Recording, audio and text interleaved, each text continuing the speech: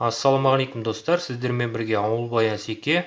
Бүгін мен сіздерге өте қарапайым, өте оңай дайындауға болатын тамақ пісіріп көрсеткім келіп тұр. Бұл тамақты пісіру үшін сіздерге кез келген рашки жарай береді. Сосын мен сіздерге ешқандай да рецепт көрсетейін деп тұрған жоқпын.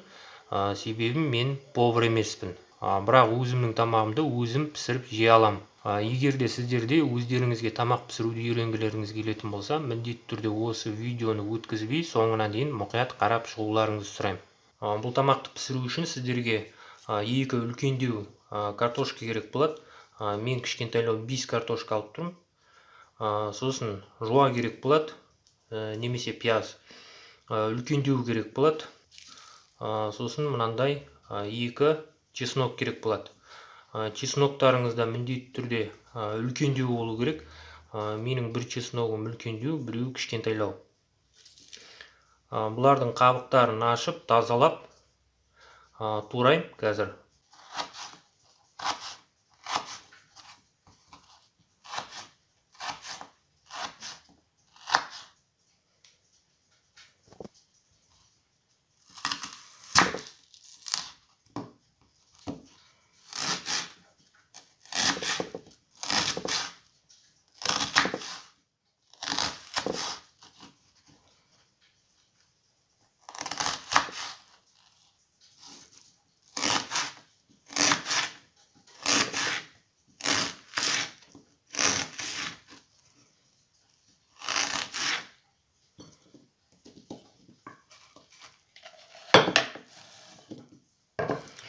Сосын достар, чеснокты міндетті түрде майда-майда қылып тураймыз.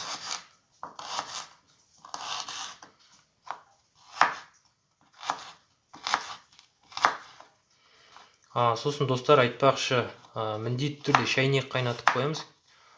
Яғни су қайнатып қоямыз. Тамақ пісіруге біздерге қайнап тұрған су керек.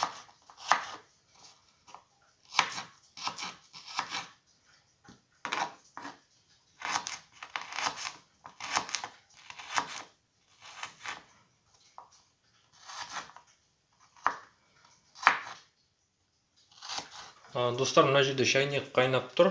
Мен тамақ пісіру үшін сковородка қолданам. 2 адамдық тамақ пісірем мен. Сіздер любой нәрсеге пісіре берсеңіздер болады. Мысалы үшін кішкентай қазанға пісіре берулеріңізге болады.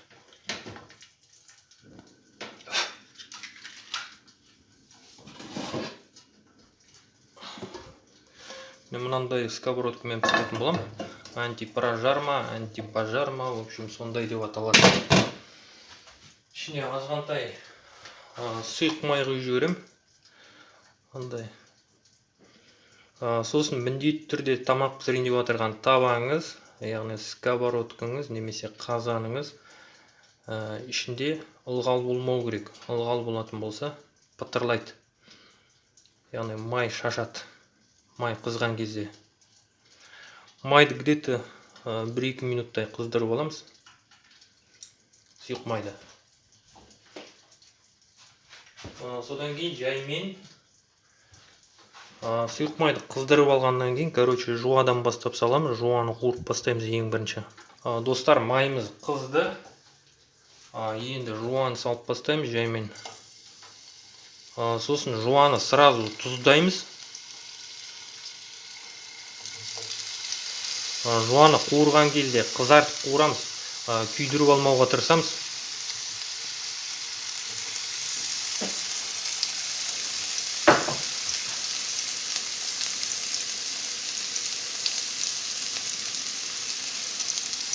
Мынандай қылып тұз себелейміз. Қуырып отырған кезде тұз себетін болсаңыздар, жуаға тұз сіңеді.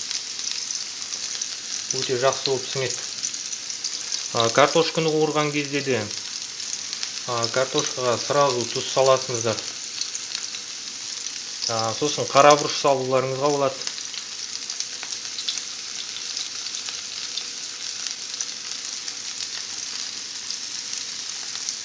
Осы жарайтын шығар деп ойлаймын.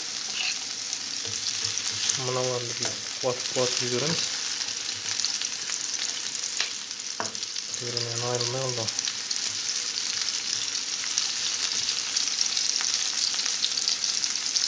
Примерно где-то 2 минуттай немесе 1 минуттай қуырамыз жуаны.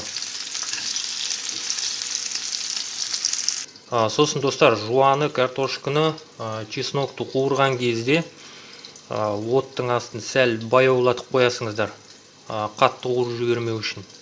Достар, дәл қазір пісіріп көрсетіп отырған тамағыма өзіңіздің жегіңіз келген любой нәрсені қосуларыңызға болады. Мысалы үшін морков қосуларыңызға болады, тәтті бұрыш қосуларыңызға болады, баклажан қосуыңызға болады, капуста қосуыңызға болады. Өзіңіздің жегіңіз келген любой нәрсені қосуларыңызға болады. Мен бұл видеода тек қана тамақ пісірудің принципін көрсетіп жатырмын. Достар, жуаларыңыз типа мынандай болып қуырылу керек, міне. Қатты күйдіріп алмауларыңыз керек, короче. Қазір чеснок саламыз. Чеснокты да қуырып аламыз, аз-маз. Тамаққа аромат беру үшін, яғни тамағымызға хош иіс беру үшін.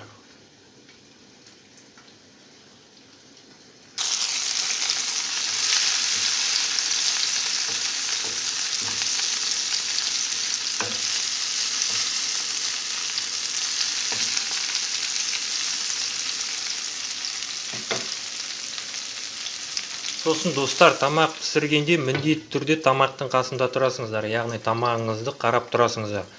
Болмаса күйдіріп алуларыңыз мүмкін. Достар, почти жуамыз қуырылып болды. Қазір картошканы саламыз.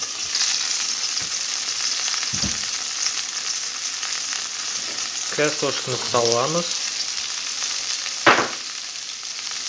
Достар, картошкамызды де тұздаймыз сразу. Сосын қара бұрыш салып жіберулеріңізге болады.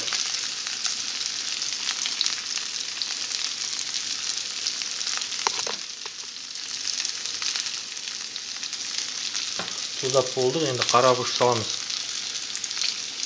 Аз-маз қара бұрыш салуларыңызға болады.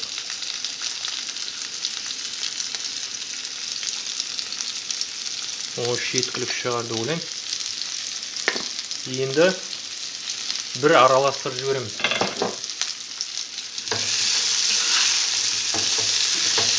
Сосын картошкамызды где-то 2 минуттай немесе 5 минуттай қуырып аламыз, яғни қызартамыз картошкамызды.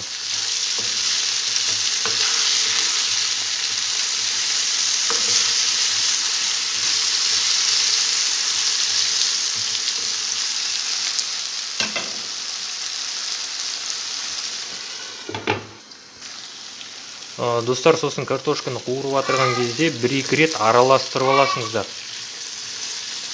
Себебі картошка күйіп кетуі мүмкін.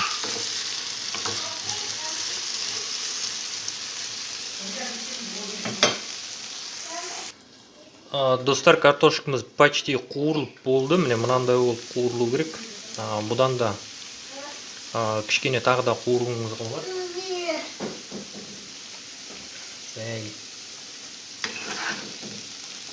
Мынандай болып қуырылу керек. Тағы да кішкене қуыруларыңызға болады негізі.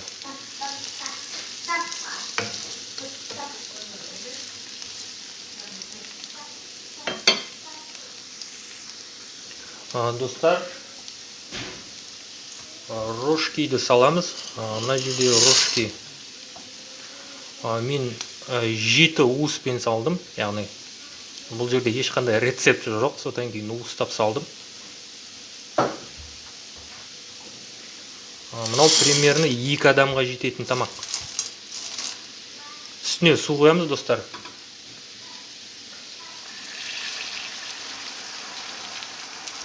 Сосын суды кішкене көбірек қоямыз, себебі мынау рожки суды бойына сіңіріп алады.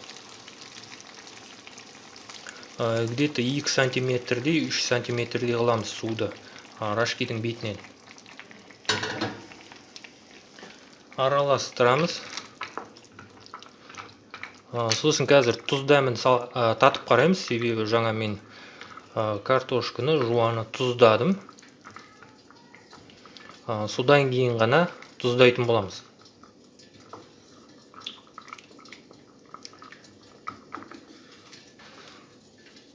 Сосын бұл рашкиді где-то 5 минуттай қатты қайнатып аламыз.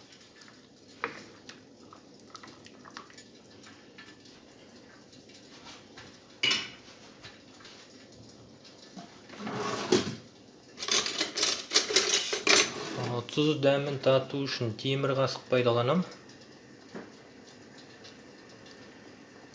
Темір қасық ыңғайлы.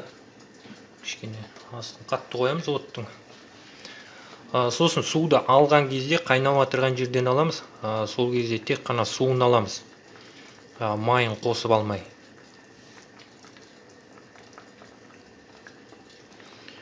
Кішкене қайнасын.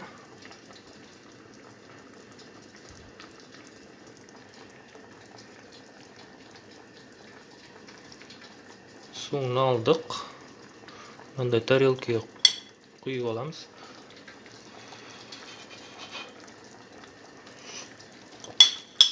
Тұздамы әлсіздеу. Яғни тұзы аз. Тұз саламыз азғантай. Араластырамыз. Тағы да тұздамын татып қараймыз сосын.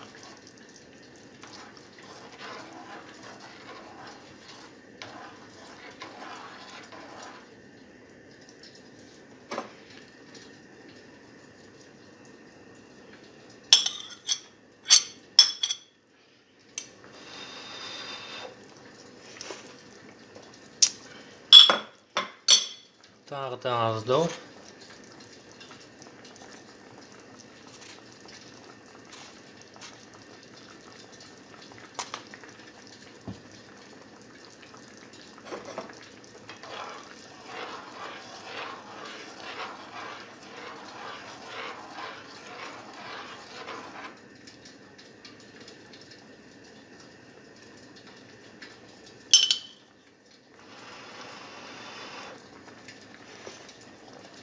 О, тұздамы енді нормально.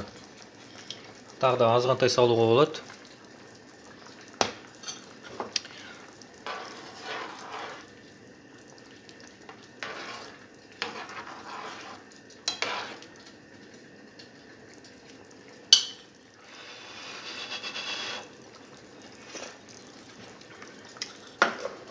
Нормально.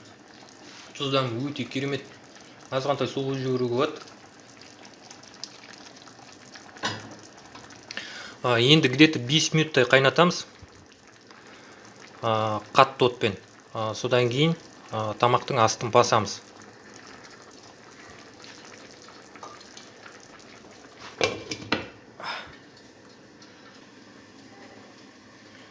Достар, тамағымыз қайнап жатыр.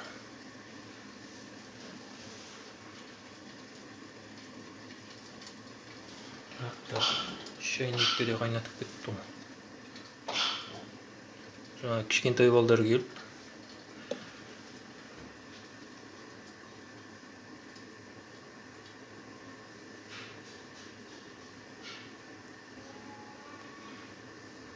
Достар, тамақ пісіру процесі міне осындай болады. Тамақтың қасында тұрасыңыздар міндетті түрде. Себебі асты жабысып қалуы мүмкін, су таусылып қалуы мүмкін деген сияқты. Тамақ пісіру процесі осындай. Ашып қараймыз, не болып жатыр. Барлығы нормально. Қайтадан қақпағын жабамыз.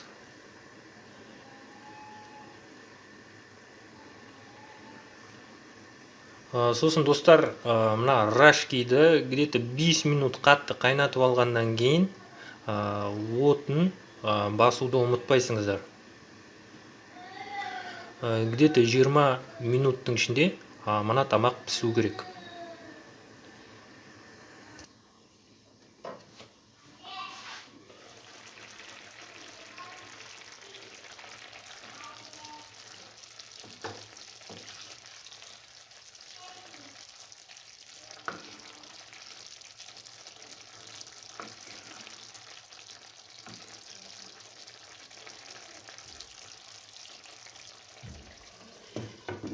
Сосын достар, лавровый лист салып жіберсеңіздер болады мына тамаққа.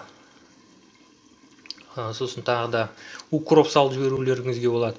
Тағы да басқа нәрселер салып жіберулеріңізге болады. Сонымен достар, менің пісірген тамағым дайын болды. Тамақ дәмді болғанына 100% сенімдімін. Себебі мен барлығын қарап тұрдым, тұз дәмін қарап тұрдым. Тамақты бір рет араластырып жіберіп, тамақтың астын уже сөндіріп тастай берулеріңізге болады. Тамақтың астын бір рет араластырып жібереміз. Көріп тұрғандарыңыздай тамақ жабыспаған, барлығы нормально. Араластырып жібердік тамақтың астын. Өте керемет аромат шығып жатыр. Чесноктың иісі өте керемет болып шығып тұр. Сонымен достар, тамақ дайын. Тамақты мынандай қылып тарелкалерге салып қойдым. Қонақтарды шақыру керек. Әзірге бірдеңелер қоймақсың. Не ой керек. Ештеңе қойуға қажеті жоқ. Не ойлайсың? Дастарханның үстінде әдемі қойды. Болады да сол. Тамақ, нан, шай.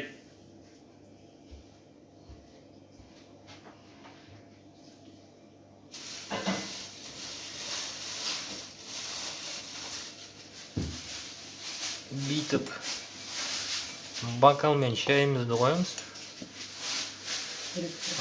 Дастарханымыз тамақ жеуге дайын. Обедтің тамағы. Сонымен достар, бұл видеоны мен осы жерден аяқтаймын. Егер де бұл видео сіздерге ұнаған болса, міндетті түрде бұл видеоға лайк басыңыздар, комментарий жазыңыздар, әртүрлі әлеуметтік желілерінде достарыңызбен бөлісуді ұмытпаңыздар.